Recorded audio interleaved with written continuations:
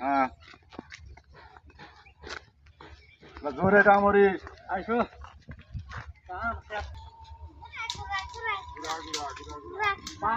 দেখেন আমাদের ফিরোজ ভাই কত সুন্দরভাবে পাট নেড়ে দিতেছে। কৃষক, একদম খাঁটি কৃষক। এটা সারাদিন দম করে বলে পাট তুলছে। দেখছেন কত কষ্ট। এই কৃষকের মর্যাদা কেউ দিতে পারে না। দেখেন প্রচুর পরিমাণ পাট আছে, যে শোলা আছে। এই যে দেখেন পানি আমাদের যমুনা নদীর তীরে, হবদার উপরে, যেটা আমরা হবদা বলি।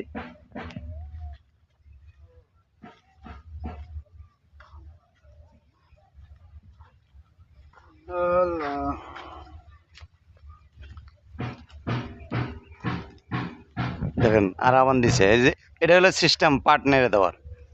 যারা শহরের লোক তারা বলতে পারবেন না যে কিভাবে পাট নেড়ে দেয়, কিভাবে শুকায়।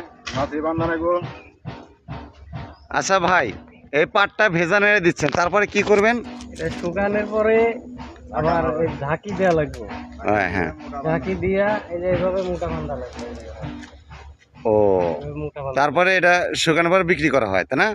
শুকানোর পরে হাটে নিয়ে বিক্রি করা লাগবে। প্রচুর তো কষ্ট আপনাদের। কষ্ট আছে কিন্তু এই যে রোদ দেখতেছে, প্রচন্ড রোদ। কষ্ট ফল তো পাওয়া যায় না। কষ্ট ফল পাওয়া যায় না। ও এই পাট চাষ করা যে কত প্রচুর খরচা, পানি দেওয়া বোনা লাগছে।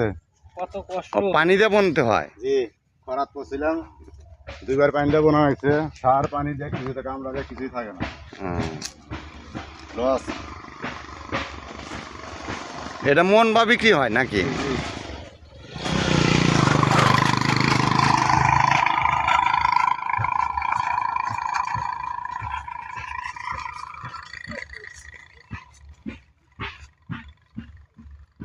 প্রচুর কষ্ট, পাট চাষ করা খুবই কষ্ট।